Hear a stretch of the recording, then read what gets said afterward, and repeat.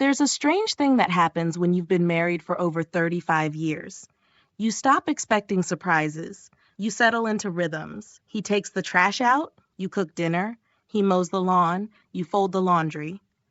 Arguments become fewer, not because there's nothing to fight about, but because you've both decided it's easier to just let things be. I didn't think my 63rd birthday would be any different. The living room was warm with the scent of vanilla cake and pot roast.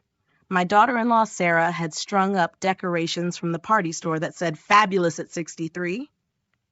And my son David was fiddling with the Bluetooth speaker, trying to get it to play classic Motown like I'd asked. Rick, my husband, was dressed a little too nicely for a home party. Navy blazer, pressed slacks, cologne he hadn't worn in months. I remember thinking he looked quite dashing, but also wondering if he had plans after the party. The thought left as quickly as it came. We were older now, and I figured maybe he was just trying to make the day special. It was a small gathering. My 2 children, their spouses, 4 grandkids, and my best friend Maria. Nothing big. I didn't want to make a fuss. Just laughter, memories, and family. When it came time for the cake, they brought it out with candles already lit. I remember closing my eyes and making a wish, one of those vague, gentle ones you whisper at my age. Good health, peace in the family. Maybe a cruise next year if the knees held up. Then I opened my eyes and I saw the envelope. It was sitting on the table next to the cake, plain as day, cream-colored, thick paper, my name typed neatly across the front. Rick was standing behind it. "Elaine," he said, clinking his glass for attention. "Before we cut the cake, there's something I need to say." I smiled at first, thought maybe he'd written a letter or a poem. He wasn't the romantic type, but birthdays bring out strange behaviors in men. Then he said it, loud enough for the room to fall silent. "I've filed for divorce. These are the papers." Just like that. No emotion in his voice, no preamble. He handed me the envelope like it was a party favor. My daughter gasped. My son stepped forward, ready to say something, but froze when I held up a hand. I opened the envelope. Divorce papers, signed, filed, notarized. The date on the filing was 2 weeks ago.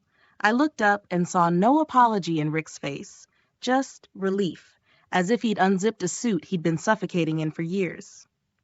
I folded the papers and set them neatly on the table next to the cake. "Well," I said calmly, "that's quite a way to say happy birthday." People didn't know what to do. My granddaughter, bless her heart, clapped because she thought it was part of the party. My best friend Maria's jaw was practically on the carpet. Rick didn't say anything else. He just sat down, grabbed a slice of cake, and began eating. Like he just handed me a brochure, not a death certificate for our marriage. I didn't cry that night. After everyone left, awkward hugs, quiet murmurs of, "Are you okay?" I sat alone in the kitchen with the divorce papers spread out in front of me. And that's when I noticed something. The address on the return envelope wasn't our home. It was a unit in a condo development across town. And I remembered something else too. 2 months ago, Rick had started going to a new chiropractor, claimed his back was acting up from old golf injuries. He never scheduled appointments when I could come along. He said, "It's boring anyway. You'll just sit there." I had been suspicious, but then I had cataract surgery. My focus shifted. Life went on. Now the pieces started to fall into place. I didn't go to bed that night. I stayed up making a list. Not of his faults or the years I'd wasted, but of what I had left. A paid-off house. A pension from my 30 years as a school librarian. My own savings account, one Rick never bothered to ask about. And a strong, lucid mind that had just been given a wake-up call. If Rick thought handing me divorce papers would break me, he forgot one thing.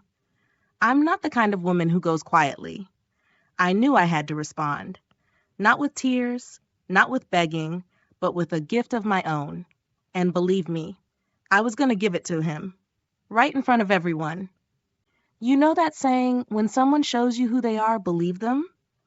Well, Rick showed me. Right there at my birthday party, no less. And I believed him. But belief doesn't mean surrender. That night, after everyone had left and the smell of extinguished candles lingered in the air, I sat down at my dining table with a hot cup of tea and that thick envelope. I read every single word, every clause, every line. I may be 63, but I've still got a sharp eye and a sharper memory. And what I read didn't just sting, it insulted me. Rick wasn't just asking for a divorce. He wanted the house.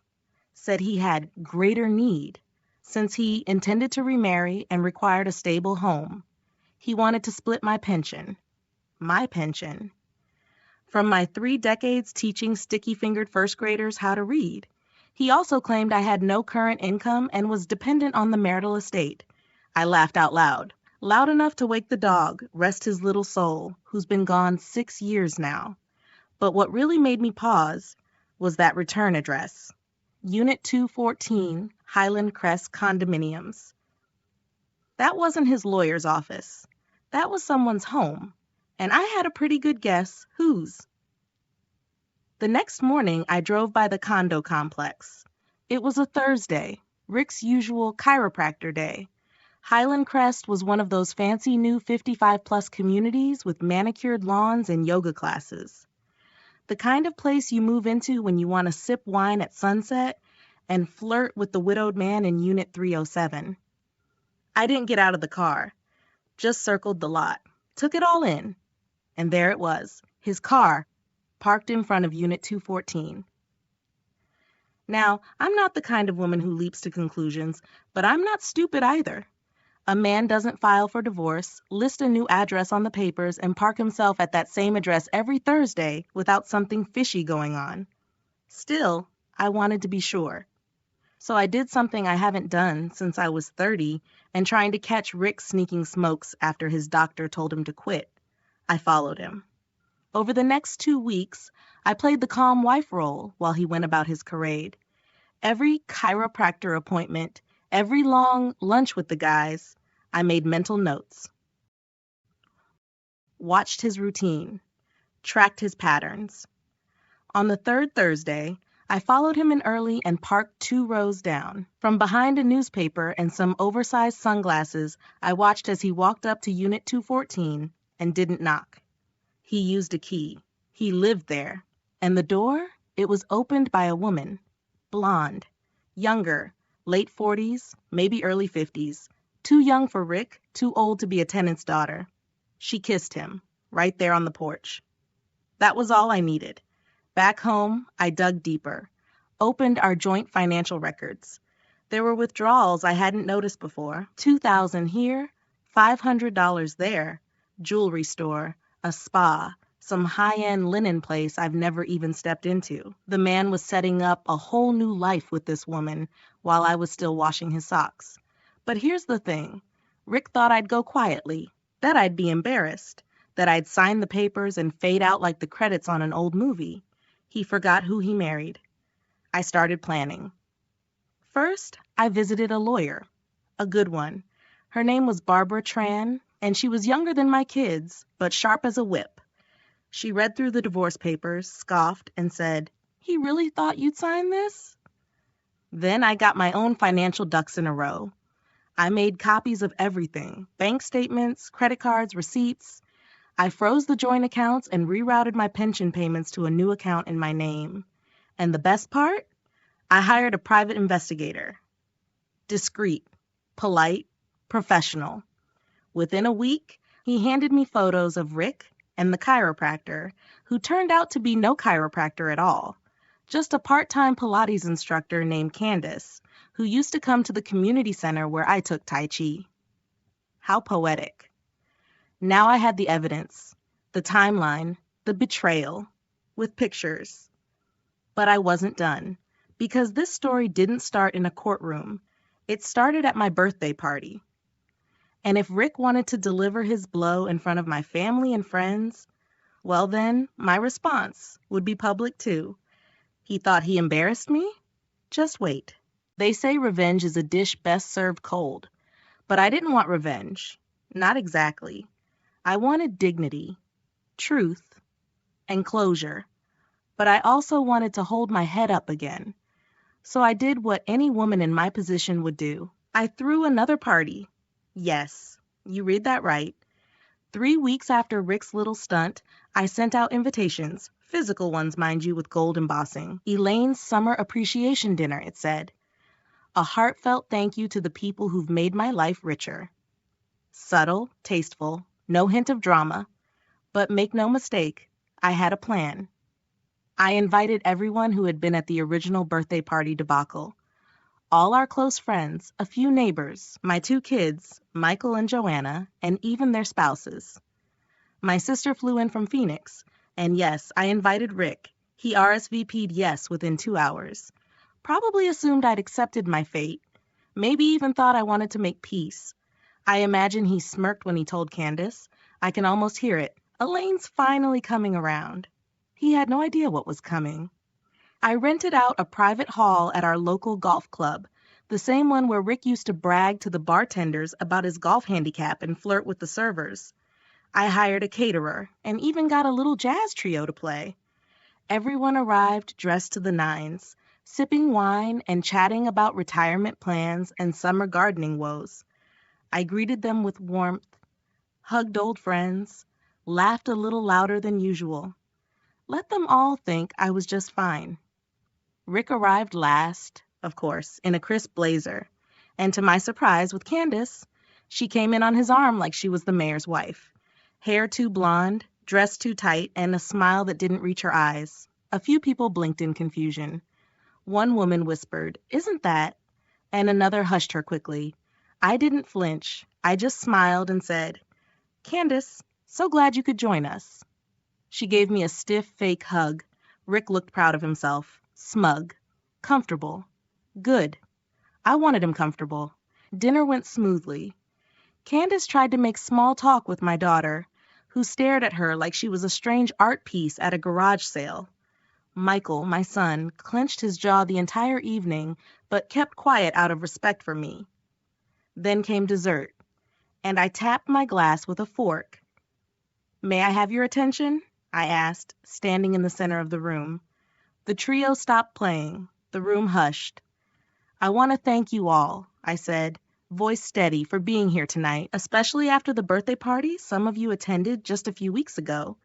That evening didn't go quite how I expected. Nervous laughter rippled through the room. I turned to Rick. His smile faded slightly. "I think it's time I gave my husband a gift. One he'll remember." Gasps, chuckles. Everyone leaned forward. "Rick," I said, walking over to the head of the table where he sat, "you gave me divorce papers on my birthday. In front of our family. Our friends. You blindsided me." He sat frozen. Candace squirmed in her seat. "But I took it as a gift. A wake-up call. So in return, I'd like to give you something." I handed him an envelope. He hesitated, then opened it. Inside were full-color photographs, him and Candace on the porch of her condo, holding hands, kissing in public, checking into a seaside resort. "I hired a private investigator," I told the crowd. "After I read the divorce papers, I found out Rick had been living a double life for almost a year. This," I gestured to the envelope, "is proof." The room fell into stunned silence. Candace looked like she wanted the ground to open up and swallow her whole. Rick turned pale. I wasn't finished. "I've filed my own divorce papers now," I continued, "with proper counsel. And let me assure you all, my husband will not be walking away with my pension or this house. He will be walking away with his Pilates instructor, though, so, there's that."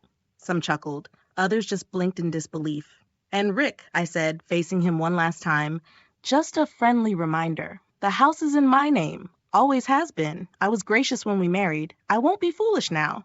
Then I raised my glass. To truth and new beginnings. The room erupted in applause. Rick stormed out. Candace followed, red-faced, clutching her purse like a lifeline. And me? I danced with my son to What a Wonderful World. I slept well that night. You'd think that after being publicly exposed, Rick would crawl under a rock and stay there. But no. Rick did what cowards do when their mask slips. He got loud, he got messy, and he tried to turn the story on me. It started the very next morning. I was having coffee on the porch, alone, finally at peace, when my phone rang. Joanna, my daughter. Mom, Rick is posting things on Facebook. I don't usually keep up with Facebook drama, but I logged in, and there it was. A long, dramatic post from Rick about how he regretted how things ended, how he didn't expect Elaine to go nuclear, and how marriages fail when women stop being emotionally available. Oh, and my favorite, men deserve to be happy too. Happy? He thought that was happiness? He had the nerve to make himself the victim, and worse, he had supporters. A few of his old college buddies chimed in, calling me bitter and vindictive. One even joked, "Guess she finally snapped." That stung. I won't lie. Even with all the evidence in my corner, it's still easy for people to assume that when a woman stands up for herself at 63, she must be losing it. But I wasn't losing anything. I was taking it back. Then came the lawyer letters. Rick tried to challenge the prenuptial agreement. Yes, the same one he had once told me was just a formality back when we married at 42. Back then, I had the house, a healthy pension from teaching, and a tidy inheritance from my father. He came with charm and ambition, but little else. And that prenup, it saved me. He tried to argue that he had contributed emotionally to the home and deserved part ownership, that my public humiliation of him should factor into the settlement. His lawyer even suggested I might be suffering from emotional instability and that my assets should be protected from myself. That's when I knew he was fighting dirty. But I didn't flinch, because by now I had the best lawyer in town, a 40-something woman named Sandra who didn't just know the law. She knew men like Rick. She tore through his claims with surgical precision. "Oh, so he wants a mental health evaluation?" Sandra asked, smiling. "Perfect. We'll request one for both parties." Suddenly, Rick wasn't so eager. Meanwhile, Candace began unraveling. She called Joanna, sobbing, told her Rick had promised her a life of ease, that he was supposed to be divorcing Mom quietly, that this whole public exposure made her look like a cheap fling. Well, yes, because that's what she was. I don't know if she thought Joanna would sympathize. She didn't. My daughter hung up. A few weeks later, Candace posted a vague quote on her own Facebook page about betrayal and men who make promises they never intended to keep. Oh, sweetie, welcome to my world. The biggest blow, though? Rick lost his job. Turns out the resort photo I had handed him during my little party wasn't just viewed by friends. It made its way to his company's board. Not because I sent it, but because one of his colleagues had attended the party and thought his behavior was, quote, ethically concerning for someone in a public leadership role. The company asked for his resignation within the week. Poetic, isn't it? He handed me papers at my party. I handed him consequences at his. But it wasn't all about revenge. Truthfully, I had hard days, too. There were quiet mornings when I missed the man I thought I married, the comfort of familiar routines, the weight of 21 years together, even if it had rotted near the end. One evening, I sat with an old photo album, our trip to Portugal, Rick laughing beside me, my hair still dark, my face unlined. We looked happy. Maybe we were, or maybe I was just trying so hard to make it real. And then something shifted. I looked at my current reflection in the mirror. Older? Yes, but also clear-eyed, stronger. I hadn't lost anything. I'd gained myself back. And then came the final hearing. I sat in court, dressed in a navy pantsuit, pearls at my neck, calm. Rick came in disheveled and tired. His lawyer whispered frantically. Mine barely had to speak. The judge upheld the prenup. Rick got none of the house, none of my retirement. He left the courtroom red-faced, shoulders slumped. As we passed each other, he tried to speak. Elaine, I simply said, "Goodbye, Rick," and I walked away.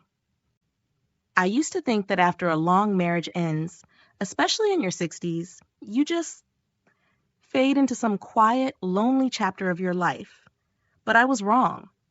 Turns out, Freedom tastes a lot like lemon cake. Let me explain. It had been 6 months since the court hearing. 6 months since I walked out of that room and away from a man who had tried to humiliate me at my own birthday party. 6 months since I stopped waiting for someone else to validate my worth. And for the first time in decades, I had time.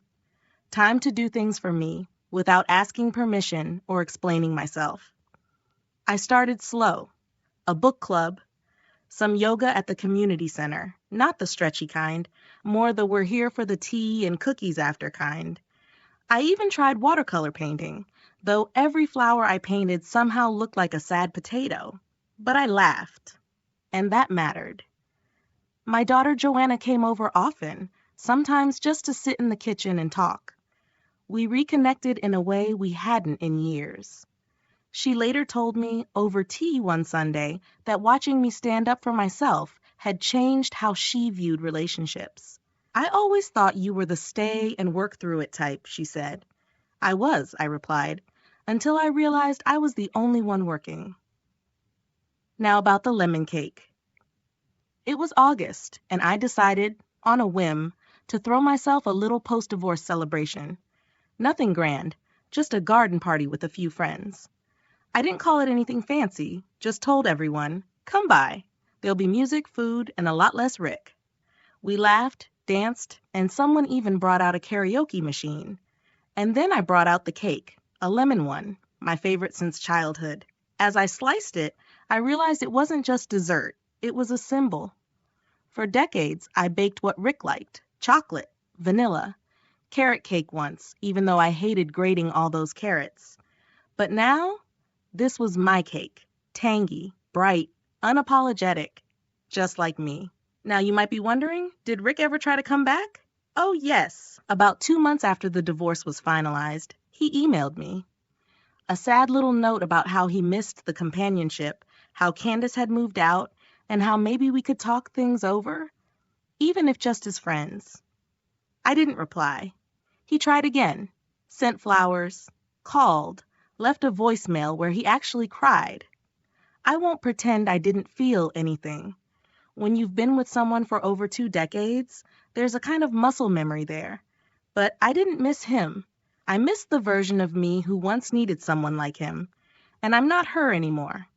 So one day, I boxed up his last few belongings, a cufflink set, a dog-eared Hemingway novel he never finished, and dropped them off at his sister's house. No note, no message, just closure. And then something unexpected happened. His name was Peter. We met at the farmer's market. He was trying to pick between 2 types of tomatoes, looking completely overwhelmed. I laughed and gave him a quick lesson on heirlooms versus beefsteaks. We got to chatting. Turned out he was a retired architect, widowed, kind eyes, dry humor, very different from Rick. We started having coffee. No pressure, no expectations, just company. And you know what? It felt easy, like breathing. A few weeks later, he came to my garden party. He brought a bottle of wine and, I swear I'm not making this up, lemon tartlets. My friends watched us from the porch, smirking like teenagers. Elaine, my neighbor Barbara whispered, is this your gentleman caller? I blushed like a schoolgirl. Imagine that, blushing at 63. So where am I now? I'm still in the same house, the one Rick tried to take from me, but now it's filled with new things. Plants I chose, music I love, laughter that's real. Every now and then someone asks, do you regret how it ended? I always say the same thing. I regret how long it took to begin again. Let Rick keep the divorce papers. I got my life back. And that, my dear, was the best gift of all.